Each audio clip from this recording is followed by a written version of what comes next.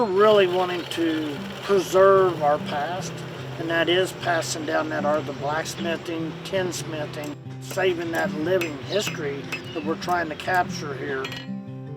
It's kind of one of the lost arts. It's one of those that most people think don't exist anymore.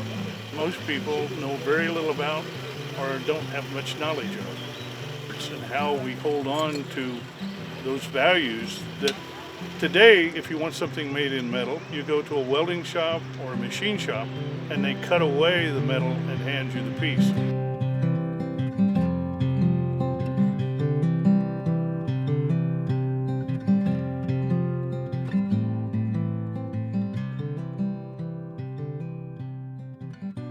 The art of smithing has been around since anyone, anywhere needed items made of any kind of metal. From horseshoes to cups to pots and tools, smithing was necessary to live in a society. In Morgan County, at Old Waverly Park, two types of smiths present their art to the community: tinsmiths and blacksmiths.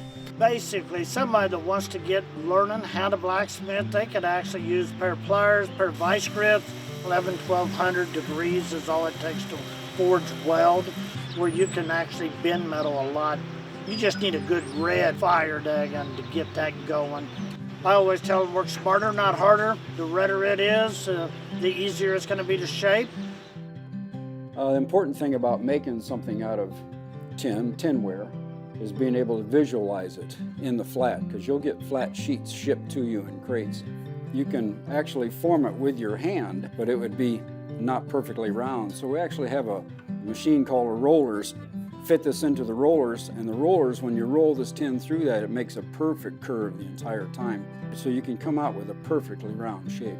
And the same way with the handle and the wire, if you use a piece of steel called a conductor stake like behind me and form it over real tight, you'll get that perfect shape without kinks in it.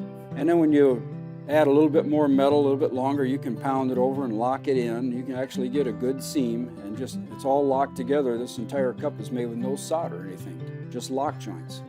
And if you can see the piece, if you can visualize it in the flat, then you have the ability to cut it out of a flat sheet and then form it up into the shape.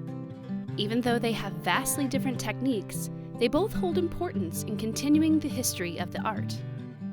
Both work as old-style form and function, allowing people of all skill sets to learn the techniques.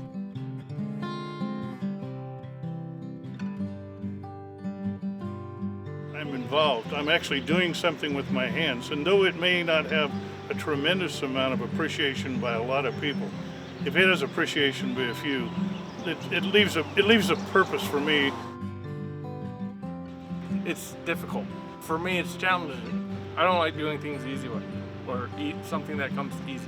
I like to feel that I worked for it. I think tinsmithing is interesting. If you're good at math, you have to be good at geometry to unfold something and lay it out with all the different angles and everything. It's a clean craft. It's not too dirty. You do get cut a few times on the metal, but and it's something that can be done even in a small garage. The art of smithing can be for anyone. The hardest part is keeping the traditions alive. Passing the stories and the techniques in person is the most important part.